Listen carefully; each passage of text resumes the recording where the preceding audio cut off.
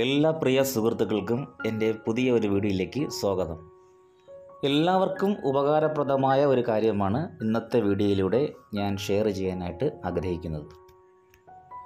9 വർഷം പഴക്കമുള്ള ഒരു ഓട്ടോറിക്ഷയാണ് നിങ്ങൾ ഈ വീഡിയോയിലൂടെ കണ്ടുകൊണ്ടിരിക്കുന്നത്.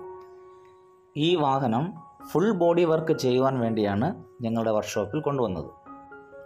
അതോടൊപ്പം തന്നെ ഈ വാഹനത്തിൻ്റെ ഉടമസ്ഥന് ഈ വാഹനത്തിൻ്റെ റിയർ ബോഡി റീപ്ലേസ് ചെയ്യണമെന്ന് താല്പര്യം പ്രകടിപ്പിക്കുകയും അതനുസരിച്ച് ഞങ്ങൾ സെക്കൻഡ് ഹാൻഡ് ബോഡി പല ഇടത്തും അന്വേഷിച്ചു.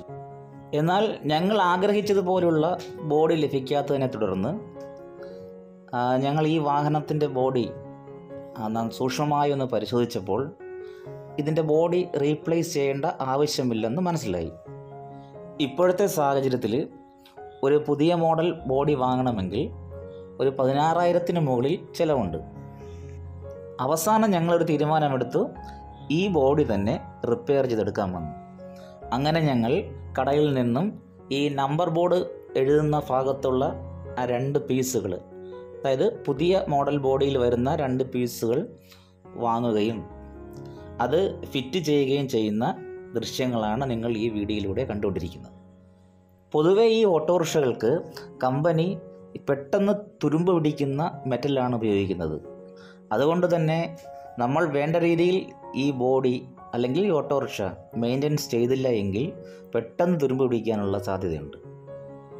ഞങ്ങളുടെ വർക്ക്ഷോപ്പിൽ ഞങ്ങൾ ആരെയും ഈ ബോഡി റീപ്ലേസ് ചെയ്യുവാനായിട്ട് അങ്ങനെ അധികം നിർബന്ധിക്കാറില്ല. ഇന്ന് ഓട്ടോറിക്ഷയുടെ എല്ലാ പീസുകളും കടകളിൽ അവൈലബിൾ ആണ്. അതുകൊണ്ട് തന്നെ സാമ്പത്തിക ഭദ്രത അധികമില്ലാത്തവർക്ക് ഞങ്ങൾ ഈ പഴയ ബോഡി തന്നെ റിപ്പയർ ചെയ്ത് കൊടുക്കും. ഈ വീഡിയോയിൽ കാണുന്ന ബോഡി മാറേണ്ട ഒരാവശ്യമില്ല. ഈ വാഹനത്തിൻ്റെ എല്ലാ പീസുകളും ഞങ്ങൾ മാറിയിട്ടില്ല. എന്തായാലും അത്യാവശ്യം മാറേണ്ട പീസുകൾ മാറിയിട്ടുണ്ട്.